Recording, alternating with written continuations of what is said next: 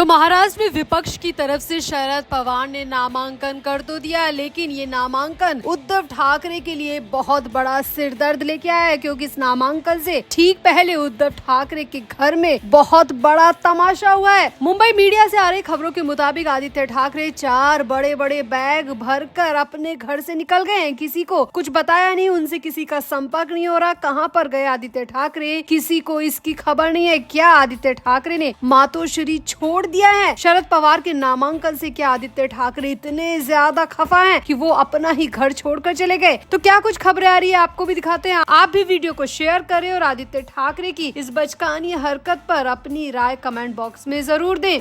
शरद पवार महाराष्ट्र में निर्विरोध राज्यसभा में प्रवेश करने वाले हैं, लेकिन उनके नामांकन ने शिवसेना में आदित्य ठाकरे के गुट के भीतर तनाव बढ़ा दिया है। ये घटनाक्रम महाविकास अघाड़ी के सभी दलों के बीच जटिल बातचीत के बाद सामने आया और इससे सीट आवंटन को लेकर असहमति सबके सामने आ गई और खासकर आदित्य ठाकरे इससे बहुत ज्यादा खफा दिखे। दरअसल पहले खबरें आई कि शरद पवार के नामांकन वाले दिन आदित्य ठाकरे गैर मौजूद रहे और आदित्य ठाकरे की गैर मौजूदगी को पार्टी के अंदर चल रहे गुस्से और असहमति के संकेत के रूप में देखा गया। लेकिन इसके बाद जो खबरें आई वो और ज्यादा हैरान करने वाली थी।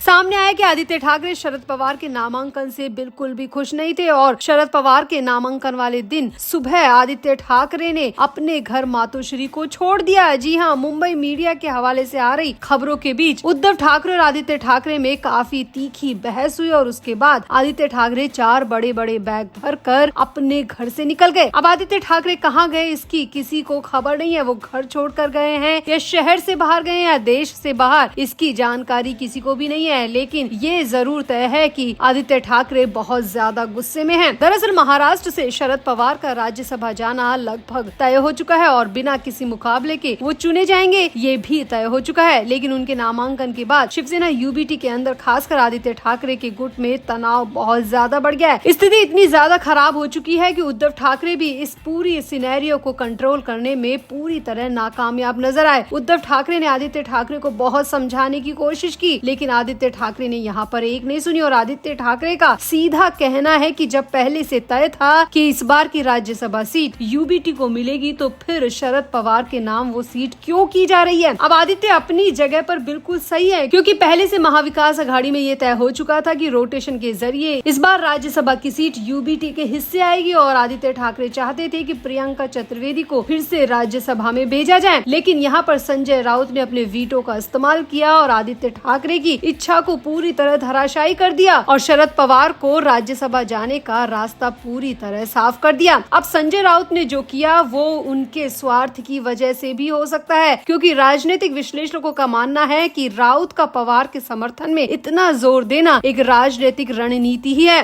विश्लेषकों का कहना है कि राउत का राज्यसभा कार्यकाल 2028 में खत्म होने वाला है, इसीलिए संभावना है कि वो अभी पवार का समर्थन करके भविष्य में अपने लिए राज्यसभा की सीट सुरक्षित करने की कोशिश कर रहे हैं और इससे ज्यादा कुछ भी नहीं है। राउत का शरद पवार को दिया गया खुला समर्थन अपने भविष्य के लिए किया गया सबसे बड़ा फैसला है और इसी को लेकर आदित्य ठाकरे बहुत ज्यादा खफा है। आदित्य ठाकरे का यहाँ पर साफ साफ कहना है कि जब पार्टी हमारी है तो संजय राउत इतने बड़े बड़े फैसले कैसे ले सकते हैं? बिना किसी से राय मशविरा करके संजय राउत कैसे शरद पवार को समर्थन दे सकते हैं और कैसे अपनी ही पार्टी में टूट पैदा कर सकते हैं? अब खबर ये आ रही है कि आदित्य ठाकरे और संजय राउत के बीच में ये तनातनी बहुत दिनों से चल रही थी और अब जब शरद पवार ने फाइनली नामांकन कर दिया तो उससे पहले आदित्य ठाकरे अपना घर छोड़कर चले गए और शरद पवार के नामांकन वाले दिन भी आदित्य ठाकरे वहां से नदारद ही रहे। इससे साफ जाहिर होता है कि आदित्य ठाकरे की नाराजगी इतनी जल्दी खत्म होने नहीं वाली है और आदित्य ठाकरे की ये नाराजगी एक बहुत बड़े फैसले के तौर पर भी सामने आ सकती है। तो आपको क्या लगता है, क्या आदित्य ठाकरे सही कर रहे हैं? क्या वाकई में आदित्य ठाकरे ने अपना घर छोड़ दिया है? क्या